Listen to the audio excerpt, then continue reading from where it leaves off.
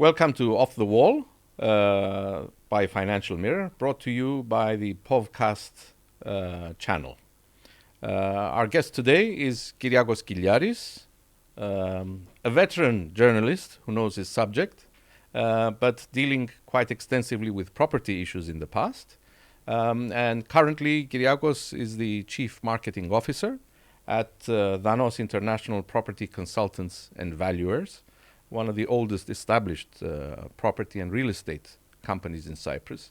So they've been around for quite a while, Kyriakos. Since 1968. Wow. And is it first generation, second generation, third generation? It's currently the second generation, yeah. Okay. So they've seen quite a lot. So With 1968, they've seen quite a lot. With now CEO Panos Danos heading the company. Excellent. Yeah. Okay, the whole point, Kyriakos, and it's good that Danos has this long experience in the market. We've been reading a lot about property bubbles, prices skyrocketing, bubbles bursting. Just in general, what is the situation today in the Cyprus property market? Okay, yes, indeed, we're witnessing an economic growth on the island, and from tourism to real estate, which is a strong indication that, at least when it comes to numbers, the Cyprus's economy is shaking off the effect of the COVID-19 pandemic and the lockdowns, and also partly the effects of the downfall of the citizenship for investment scheme. Yes, that was a big boom. That's why we saw these towers rising in Limassol on the coastline, which we don't even know if they're occupied, if they're empty, if they've been invested, or if the owners are actually here. Okay, that's a wave that we've gone through. Definitely helped the construction sector. So, okay. How has this wave, shall we call it, how has this wave affected prices in Cyprus? Maybe we should talk about holiday homes to begin with. Yeah. So one of the things we've witnessed in the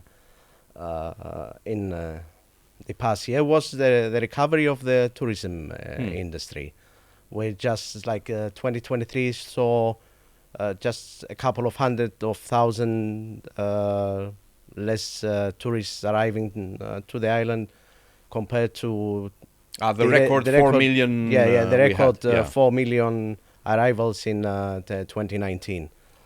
Before COVID.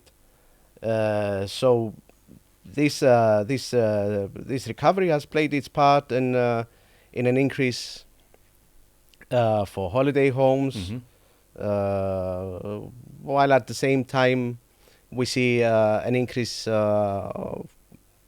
from foreign investors wanting to invest in hotels. We've also seen the relocation of high-tech companies, which, of course, that doesn't have to do with the sun and sea of the island. Mostly, that's down to the But that's affecting the rent market as well. Yeah, that's affecting the rent market. Yeah.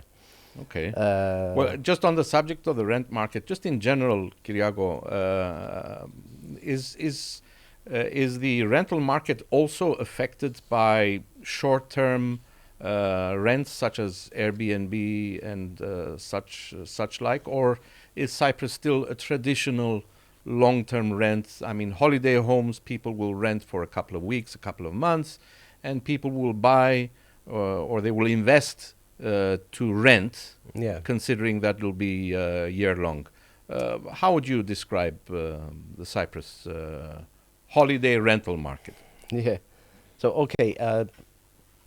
If we're talking in general, Cyprus remains a more traditional market in the sense that rental platforms such as Airbnb haven't really taken off. But the there seems to be significant movement in recent months, and this probably has to do with the increase in demand for holiday homes. Yeah.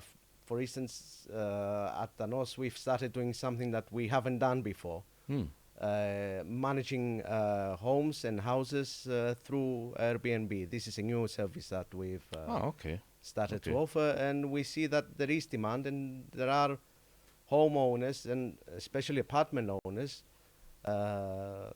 surprising some in Nicosia as well, who want to add their homes through Airbnb and looking for or any other such platforms. Yeah, So they're looking for people to guide them or to advise people them. to guide them, people to actually manage the properties. Yeah. Well, just on that subject, what would be your simplest guidance? I mean, renovate your apartment, fix it up, buy a new fridge. What would be your first recommendation to a holiday property owner?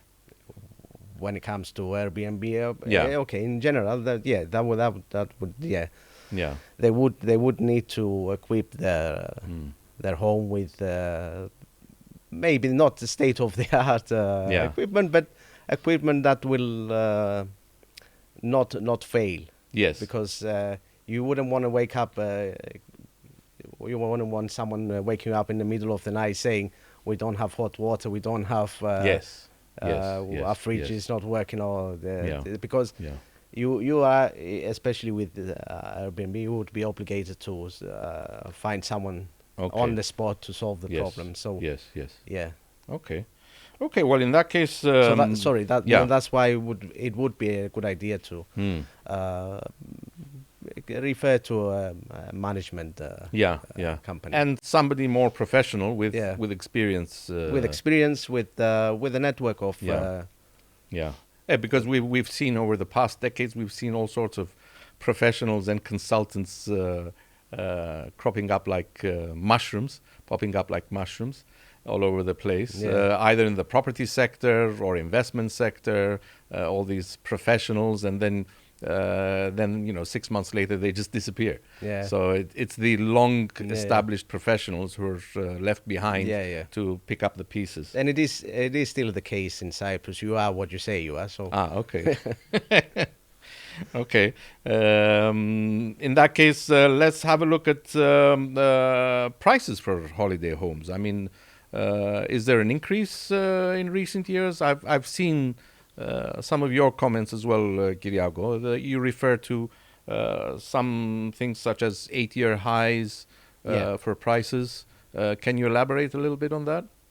Maybe one or two examples. So I'm sure you've read my article on the holiday home. So so we've seen like an 80% increase for vacation. We're talking about prices. We're talking an increase on prices for vacation apartments, and 60% for holiday homes compared to 2016. Okay. If you are in the market for a vacation home, you might be in for a few sticker surprises. Yes. This is to buy or to rent? Both. Both. Oh, I see. So they're both at an 8-year high compared to 2016. Sorry. Yeah. The rental rates. Which is the most popular district? So maybe you can give us some numbers. So so when it comes to the rate of growth of prices, Larnaca takes the lead. Interestingly, although it's not the prices, of course, it's Limassol. yes, but real prices. But in real prices, increase. But in terms of increase, Larnaca leads the pack with rates rising up to 74% since 2016. Wow. And 41% compared to pre-COVID 2019. I see. Yeah. What's the reason for that? Do you know? It's like I said, it's an increase in tourism arrivals. Or is it because Limassol has reached saturation, or Larnaca is a new destination, marina development, new buildings? Yeah, the lack of supply of homes and apartments in general has played its part in this, because some holiday homes are being rented out or have been sold to be used as permanent residences.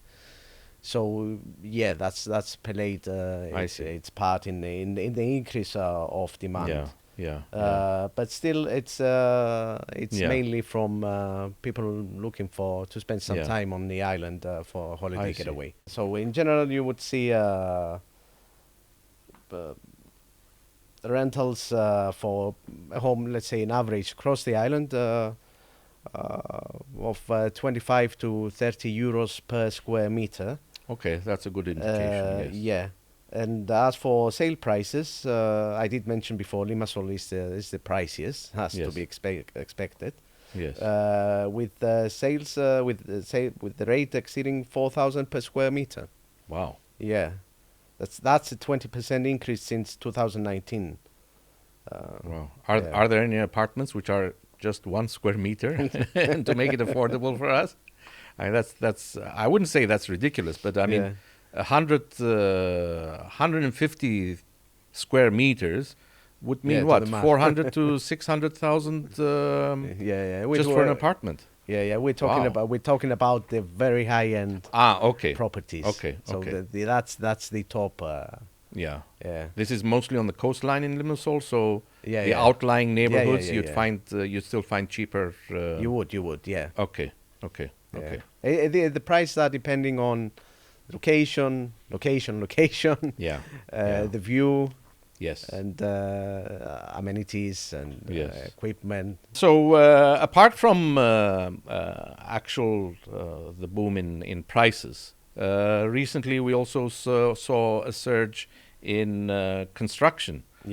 So permits have gone up, or they're steadily increasing. On the other hand, construction material cost is also going up. So it's not that we're benefiting in any way. Prices are, collectively they're all going up. How long can this continue for? I mean, won't Cyprus eventually become a very expensive destination if prices are going up, construction materials are going up for one or another reason? Will we see a stabilization somewhere? What do you think? It is an issue. Cyprus is becoming particularly expensive, and that's one of the reasons why locals have been outpriced and they've been squeezed out of the market. There is, on the other hand, a significant activity recorded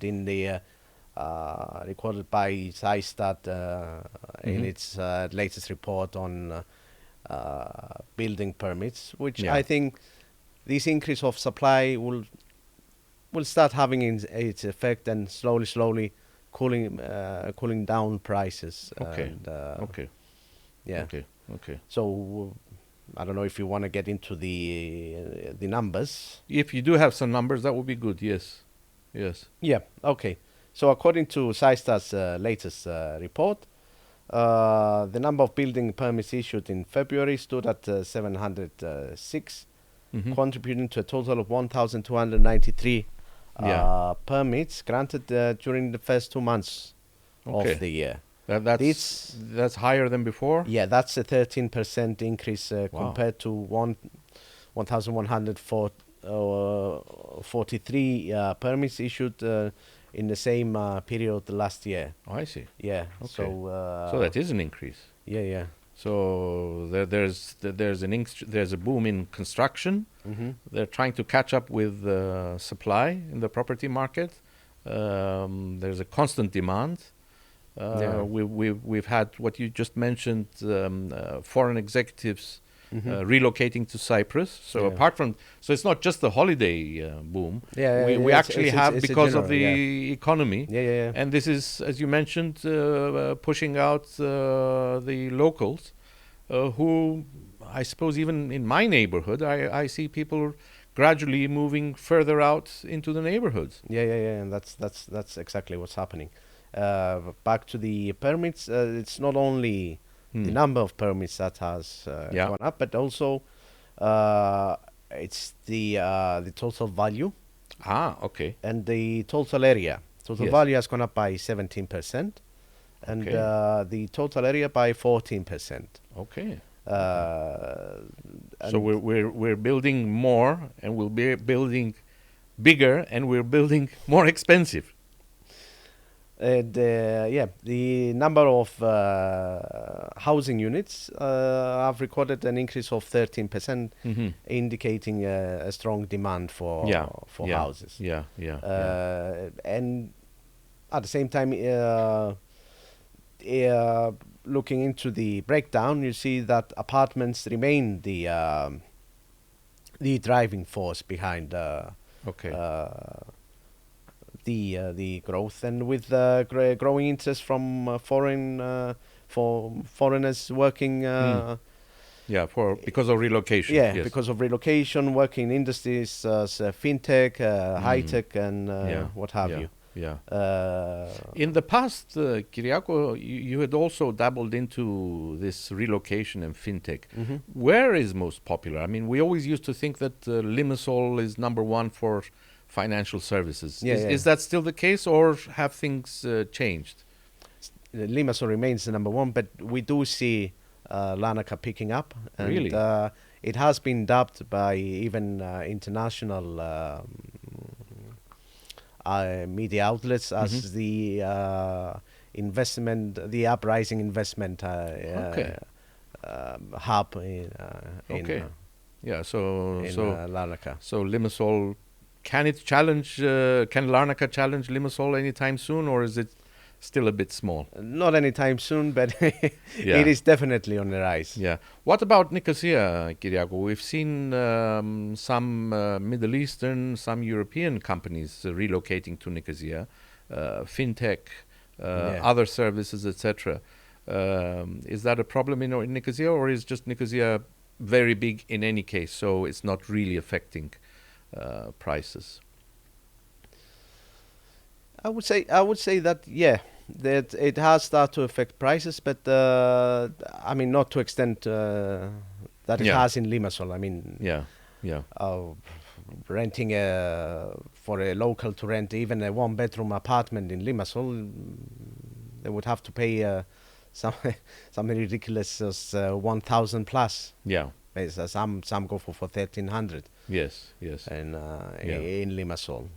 Whilst Nicosia and definitely Larnaca we don't have these numbers in the capital. And just a quick note on that, because we mentioned all the districts. Paphos is also on the rise. Paphos traditionally has always been a holiday home destination. People who come, they rent a car. They spend 2 weeks, 3 weeks, maybe even a month. They go out to the local taverna. It's always been a different profile. However, Paphos has been cleaning up its act recently. It's a very nice, tidy town. And of course, Paphos now has a total of 3 universities. It has the local university, Neapolis. It has the hotel school of Tepac, the Cyprus University of Technology. The hotel college has moved to Paphos. And we have the AUB, the American University of Beirut, all 3 in a small town. What's going to happen there? Will we see prices booming there as well, or is it slightly more stable, would you say? We have seen prices pick up. We have seen demand for from students, especially for one room apartments. So there is movement in the construction industry. When it comes to that demand. Okay. And of course, holiday homes. Yes. Which again, we should note that they are being used by and bought by expats as residencies. So Yes. that adds to the demand. Yes. Yes. Expats primarily, they are still mainly in Paphos, Yeah, Issouri, and in that region in general. Okay. On the other hand, Kyriago, we saw some other people in the property sector, analysts, etc., talking about some of the challenges that lie ahead. I mean, on the one hand, what we mentioned, the locals are feeling the squeeze. Foreign investment has fueled boom in mainly Limassol, now Larnaca, as you mentioned, which is interesting. But it seems there is a history of not of ignoring the writing on the wall. We should have learned from the mistakes of the past and not to make ourselves too expensive or shooting ourselves in the foot. Would you agree with these comments that are being discussed by property consultants and analysts? Yeah, definitely. Well, to start off, there's no denying the data. I mean, numbers are there. Cyprus's real estate is experiencing a significant recovery. Yeah. Despite economic uncertainties, you have the energy crisis, you have the conflict between Russia, Ukraine, and the recent Middle East, conflict in Israel, the Middle Gaza, East. yes. Yeah, these are all affecting, yes. So, and the market continues to grow, fueled by strong domestic demand and foreign investors. Yeah. Either by direct investment in projects or by relocating their offices and staff looking to rent and buy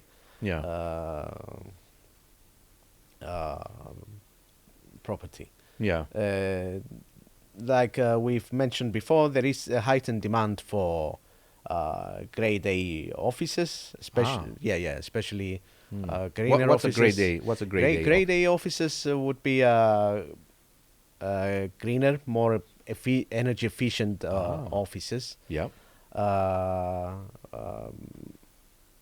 State of the art as well. Yes. Yeah. Yes. But that would push the cost up as well, right? Yeah, that does push the cost up. Okay. Yeah. That's one of the reasons why prices are because we do have also companies who are already in Cyprus and are looking to relocate their offices within the same city. Just to move. To greener, to bigger offices. Okay. So that's what's happening. So green does sell, Kyriaco. I mean, yes. Before it used to be ignored, and they used to say, well, what's this stupid comment about greener buildings? This is ridiculous. Yeah, it does sell because at the end of the day they will be saving on energy bills. Yeah. Okay. Yeah, and it has to do with the EU regulations. Yes. So buildings will have to be greener. Yes. By the end of the decade. So yes. Energy saving is quite important. So it's not just cheap energy that any economy needs. You also have to show that you're into energy saving wherever you can, whether it's the roof tiling, whether it's the windows, whether it's some smart buildings, I think. There's also quite a lot of smart buildings where they recycle, reuse cool air, warm air, water is redirected for gardening or watering and not to have waste.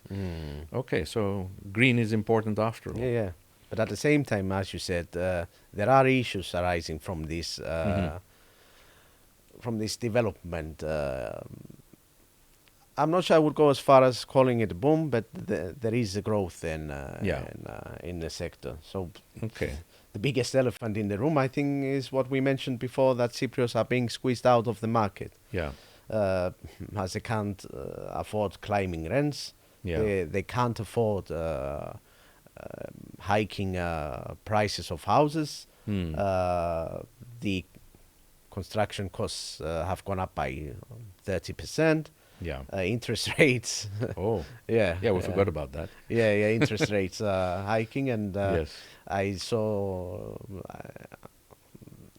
recently that Cyprus banks have once again pushed up interest rates. Yes. Yes. So that's Well, an issue. Just to make a little parenthesis there, I mean, Cyprus banks are only making profit out of their interest income.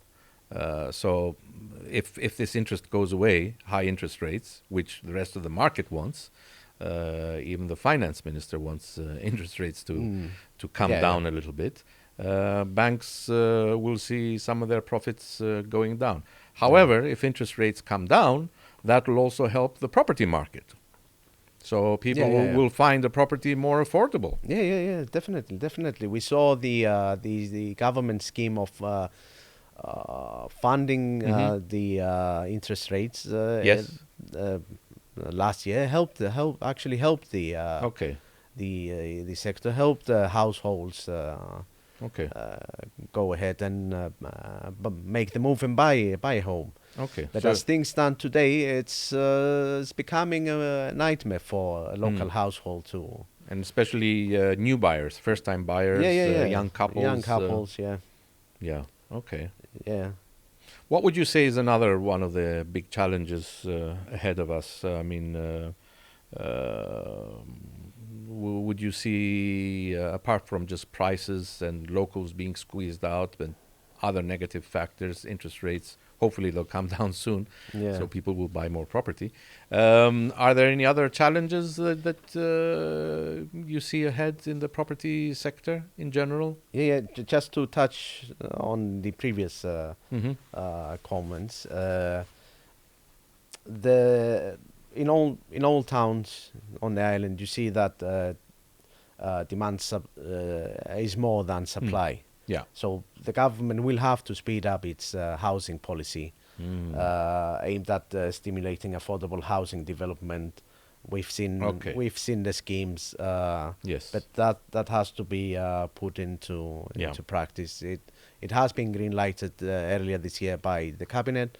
It has to go to the parliament, and they do have to sit down with stakeholders to see how this can be put into practice. Unfortunately, the first half of 2024 was dominated by elections and local authority reform. So hopefully by the second half of 2024, politicians, even local authority, mayors, etc., they should be looking into what you just mentioned. Affordable housing, especially for student accommodation. That's very important. So they need to find cheap accommodation near their universities. Affordable housing for local residents moving. So to make the drive to work less expensive, less costly. Because let's not forget that we still don't have a fantastic transport network. So it still is difficult. You still have to drive to get to work. So all these factors are coming in, and they're telling us that if you need to to make an affordable living on your salary, you just have to move further out. So that's changing even the demographic of some of the towns. Because to be honest, there are options for locals, but that would mean, like you said, moving to the suburbs, moving a bit far from the center, moving far from their workplaces, spending more money on commuting to work. So I mean, like in Larnaca, there are still cheaper areas like Aletriko, which is like 7 to 8 minutes away from the center. So if someone would spend some time and effort, they could find something. But again, that would mean moving away from. But there are other challenges that probably I don't think. Like there is one challenge that I'm not too sure the industry has considered. Just yet, or hasn't really.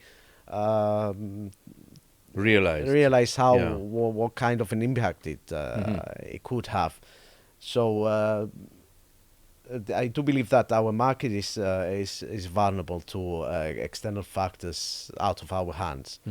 For an example being the seemingly insignificant decision is significant for us, a decision taken by the Greek government to allow for the creation of private universities in Greece. Okay. That's the first. Yes. And doing a little bit of research, one finds that according to the to Cyprus's education ministry data, students from Greece make up for 38% of the island student population. Wow. And so it's the island's student population is calculated to be like around 55,000. Yes. About 20 or more thousand students from Greece. So I didn't know that. Okay. with the creation of private universities, these students Greece, yes. in Greece, they would have more options to stay at home, study at home. See. Yes. Yes. And maybe save on money, rent money, or yes. travel costs. So maybe that is something that we have not considered. We haven't considered it. We haven't considered the impact of. I'm sure this will not happen overnight. We'll not lose 20,000 students overnight. Yes. But it's still 20,000 beds, 20,000 accommodation units. That could be. So that would mean students who are now renting houses and flats could move to dormitories. Yes. Emptying the houses, that would increase the supply for locals, bringing down prices. And I wouldn't go as far as saying it could create a bubble, but it's definitely something that the construction sector and in general the real estate industry might be impacted. Should start taking it a bit more. Or we will see a flat line or a slowdown in supply. Because demand is going to go down. Well, not in the thousands as you mentioned. I would say at least a cooling down. Well, that's very similar, Kyriago, to what happens in the tourist sector. I mean, Cyprus hoteliers traditionally they've relied on good markets such as Britain, which has always been traditionally number one of holiday makers choosing Cyprus, Germany, Scandinavia. And every once in a while, we hear a bright person saying, oh, we've discovered a new market. And they can hardly replace the British or the German or the Scandinavian tourists. And we've seen that with the Russia-Ukraine conflict, where both markets have now stopped from visiting Cyprus. And yet tourism numbers are near record. So let's just be a little bit with cautious optimism. So the same should also be considered in the property market. That's a very actually that's an important subject that, as you very rightly said, we have not considered so far. So maybe that's something we should look further into. Well, Kyriago, just on that note, because I know that Danos is active in the Cyprus, in the Greece and the Serbian markets as well. So maybe at some stage in one of our future podcasts, we can maybe even compare and see are people learning from mistakes of others, and see how Cyprus is doing compared to Greece, compared to Serbia, this new development that you mentioned. So I'll be looking forward to our next podcast. Kyriago, thank you very much for being with us today. And we'll be back very soon. Thank you. That's it from us today for Off the Wall by Financial Mirror, brought to you by Povcast channel. It's not a podcast, it's a Povcast. Thank you.